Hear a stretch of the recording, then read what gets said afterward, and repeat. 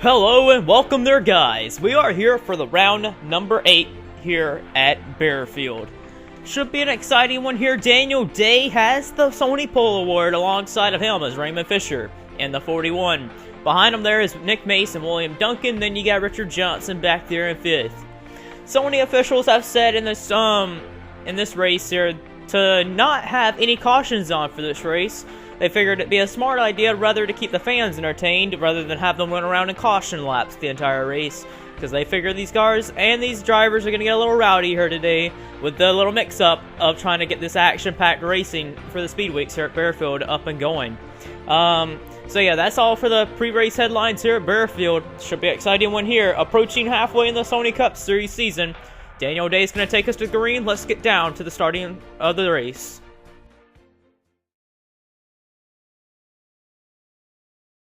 Coming around through turns 3 and 4. Day and Fisher are going to lead us down. Fisher won the 2013 Baerfield race here. Can he win here today? Green is out here at Baerfield.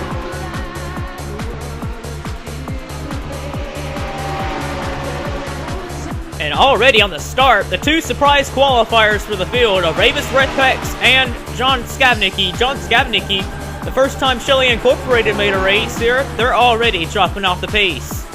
Close call right here by Luke Martin, this 24 car. He gets pushed up the track by the 18. He nearly takes out the tire barrier. But right here, Charles Jackson tries to miss Luke Martin. Ends up spinning himself down in a bunch of guys. And collects himself spinning around. But we got ourselves a long race. Charles Jackson should be able to recover from that. Battle for second is going on. Richard Johnson has gotten low of Nick Mace in the 48 Chevrolet. Johnson, the Johnson Incorporated car. Johnson has yet to win a race this season. He was looking good at Mosport to try and win that race there, but it wasn't good enough for him. He's trying to run down Daniel Day here in the early stages of the race.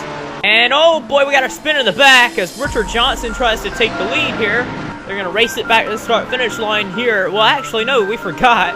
No caution flags are out as Johnson takes the lead here on lap 6 of 150. William Duncan has had the worst luck this season. He's been really rowdy in some of the races when he's supposed to not been. He got turned around by Jeffrey Finn guy, and the Max got collected in an innocent bystander wreck by him. And William Duncan in the 12, he's been kind of up and down this entire season. He pulls it into the pits. If there's anything on the racetrack that I wonder about is how Avis Rapex and Jonathan Skabnicki made the field, because they are really off the pace, and it shows right here as Avis Rapex. He only made the Daytona race. He ended up finishing the top 10 that race, actually. It was very impressive, but Avis Rapex really slow this weekend. Somehow made the race, but gets turned on right here early on in the race. Here's one guy who's running in the top 10, Eric Burton. He was running 10th on the racetrack. Had to pull it on in on lap number 12 for a flat tire. So the Johnson Incorporated car of Eric Burton, who's running up there in the points, had a cut tire. More bad luck for William Duncan. He's just trying to salvage a point or two, and he just gets brutally turned out on the racetrack by Jackson Williams, and now he's got no way to get back on the racetrack. There he comes. Come on, Duncan. You can do it. There he comes. Finally comes behind the wheel. He's going to rejoin the field. Attaboy, Duncan. Avis Rapex will prove to be another bad back marker here in front of the lead lap cars. Dylan Young nearly got turned there as Jacob Anthony and TJ Curtis, who is also a lap down on the high side, they're just trying to get clear of this melee as well. But Rapex, his main goal for this season has been trying to qualify for races. He only qualified for Daytona and now Baerfield, but Young and Day are really not happy with Rapex's getting in their way there. Brandon McGuire, a past Baerfield winner. He won here back in 2004. He was just trying to stay on the lead lap, and he got turned by Richard Johnson right here. And FBR was just trying to salvage some points this race. But looks like not going to happen for Brandon McGuire, but he keeps it going and tries to keep on going to try and get something here. Another car that barely made it into the field, the Shelly Incorporated car of John Skabnicki, gets turned around by the lap car of Noah Hart. And looks like the underfunded drivers are not getting the best greetings into the SCS, I guess you can say, as the slower cars are not getting any respect, I guess you can say, as like letting them be easy on them on the racetrack.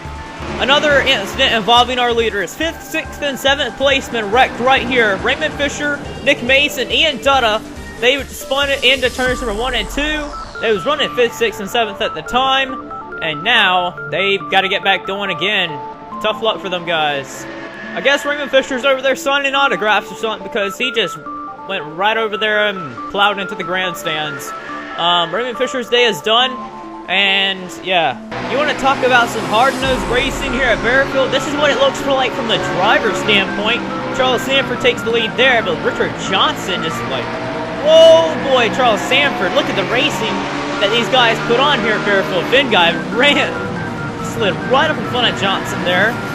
This is what a Baerfield kind of racing it looks like from the driver's seat. Some real close racing, and you try and move people out of the way. And now, Finn Guy takes his chance at the lead. We had ourselves another incident involving some guys in our top 10. Looks like Eric Burton lap car is going to turn Luke Martin there up the track into Silver Fox. And I think the 40 car right here, he gets a bunch of damage right there from Charles Jackson. And yeah, that's going to cause them to be really slow now. If there's one guy you got to give props to right now as they run, we're on lap 72 of 150. That is Nick Perkles. He doesn't have the best equipment this season, and he drives for the 4 team, and he's trying to get his first top 10 of the season, and it's looking good for him so far. He's running a strong 8th position. He's right now running in front of big-time drivers like James Fox and Eugene Max, and they're right behind him there, so good job by Nick Perkles in the 4 to run only 1 lap down in 8th position. Incident right here with our leader, Jeffrey Finn Guy, the leader, who had a very good lead. He just turned the 97, and the 42 just turned him as well. And Finn Guy kept it going, but the 97 was not so lucky to go. 1 right there, and then there's Daniel Day.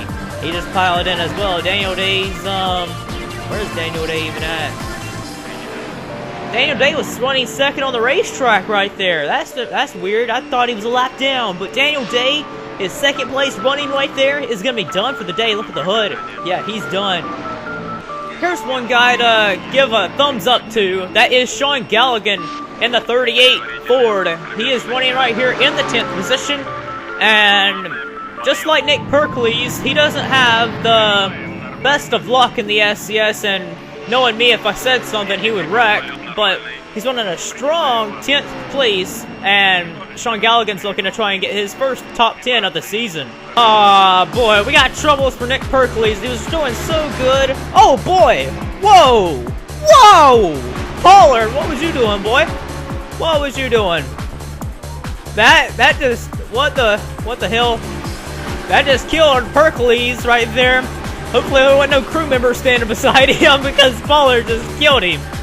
Aw, man, when he keeps it going, and maybe he's right now still in the top 10 scoring right there, but he's got to keep going, and Pollard just killed him when he spun into pit road there. I'm getting a replay on Pollard's view right here because he killed Perkles there. Sanford running 2nd, just turned Pollard, and he slammed into Nick Perkles, and it scared the living crap out of me, man. It really did when I saw a car just kill Perkles there. Oh boy, Jackson Williams, good top 10 run would end here after a good 2nd place in the Sony Busch Series. He slams into John Skabnicki, who was running down in the 25th position. So, Skabnicki was just trying to get some points there, but Williams, his day is no more. And oh, Nick Mays runs right into him there. Richard Johnson barely missed Nick Mays, but Nick Mays was running in the 3rd position. And that hood damage might cause him to go out of the race there, but he stays out and hopes the SCS officials don't tell him to come in pit road to pull it off. Nope. The SCS officials black flagged Nick Mace and told him he had to either take the hood off or either park it. And Nick Mace is probably going to do that. He had a good top 5 finish going, and that was going to be a good points day for him. And now, not no more. He needs to at least salvage some points if he can, and he can't go out of the race if that is any possible. Noah Hart and Raymond Fisher battling for the 18th position would take each other out right here. Fisher turns Noah Hart there, and the 47 and 41 racing for that 18th position. I thought Raymond Fisher actually wrecked out trying to sign autographs for the fans earlier in turns number 2. I guess not. Raymond Fisher is battling Noah hard for that 18th position. Our second place driver and point leader Charles Sanford got a little impatient with the lap traffic, and it's going to take himself out. Sanford, who was on a good run for another good points day and probably to stretch the points lead, is out. And on the racetrack, off the racetrack there. And he's probably going to crash into this fencing here if he's not careful. Him and Anthony are good enough to get back on the racetrack. Richard Johnson, the last guy left to chase down Finn Guy. For some reason, he pulls into the pit road. And I don't know if this is scheduled or not, but Johnson, who was running second, pulls it into the pits. This has got to be scheduled because the next lap later, Finn Guy pulled it in as well. So, only 3 guys left on the racetrack. Finn Guy pulls it in, the strongest car of the day. First and second pull it in the pits. Third place running Dylan Young. He pulls it into the pits. He's going to get right side tires. Sanford from 4th. He comes on in. James Fox in the 5 is yet to pit. He's right now the leader. And he leads right now over, I think it will be Dylan Young in the 31, who pulled out with an amazingly fast pit stop.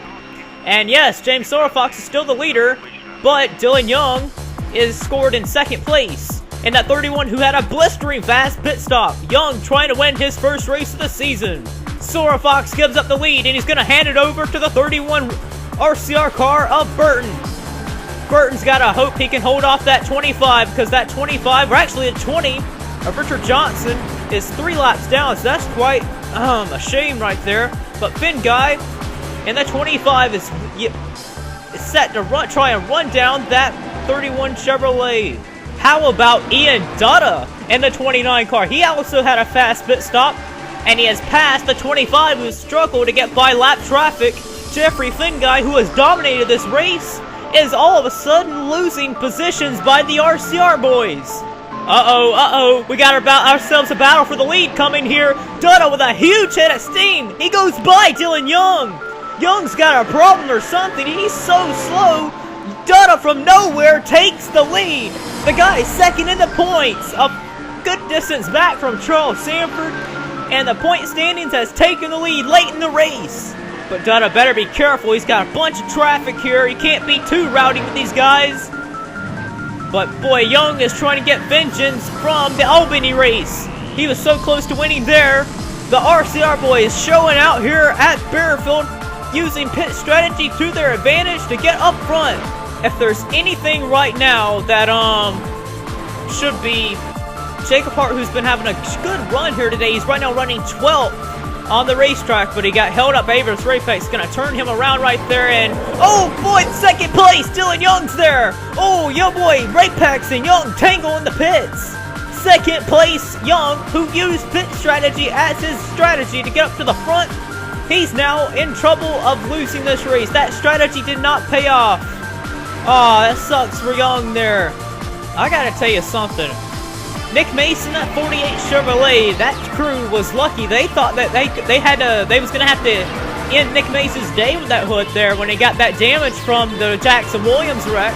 But Nick Mason's crew has gotten him back out on the racetrack, and they are running right now only 2 laps down. Only 2 laps down. That is impressive with that damage there, and he's in 4th position.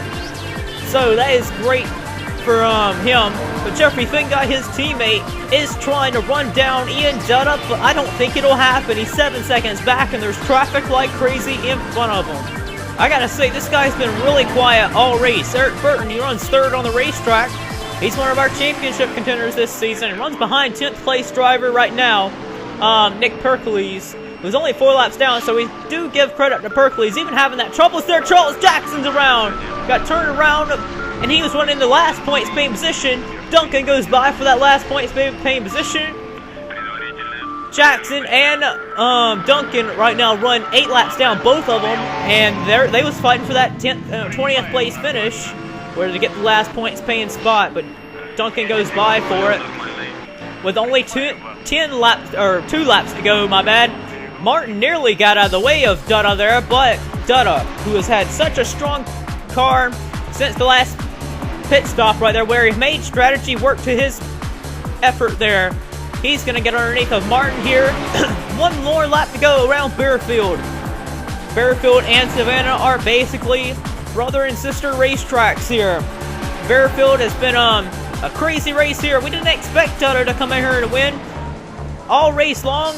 Finn Guy was the dominant car of the race, but it was Dutta today. Dutta takes the checkered flag at Baerfield. Out of hand to Dutta. Ends up coming up there at the end at the right time, at the right moment. And Finn Guy, who dominated the race. It turns out that these races are looking just like the dominant car early is not going to win the race. The dominant car early does not win the race. The dominant cars in Daytona 500, Togger and Burton. Dominant car at Savannah was Nick Mace, did not win. Dominant car at Albany was Dylan Young. Sanford came out winner. Dominant car at Mosport, Richard Johnson came out Burton. Dominant car at Eladora was Eugene Max, and it came out Charles Sanford. Boy, these races are turning out that the dominant car early does not win the race. Dutta wins the race with Jeffrey Finn Guy in second. Eric Burton comes out of here a good third place finish. Nick Mace needed that right there. With that damage right there, comes out of fourth. That is like a win for them. Luke Martin comes out of here top 5. Richard Johnson, another good finish. This 20 team is really stringing along some good finishes. 7th place. Truck Talker comes out of here in 8th. Eugene Max gets the top 10 for the first time in Audi. And Nick Perkles comes out of here in the 10th position. But you got to give props to Sean Galligan and Nick Perkles. Give an effort. Give a round of applause to him. Them getting a top 10 for their organizations there. Good job by them guys. Dylan Young, who looked like he might have had a chance to win the race, got 11th.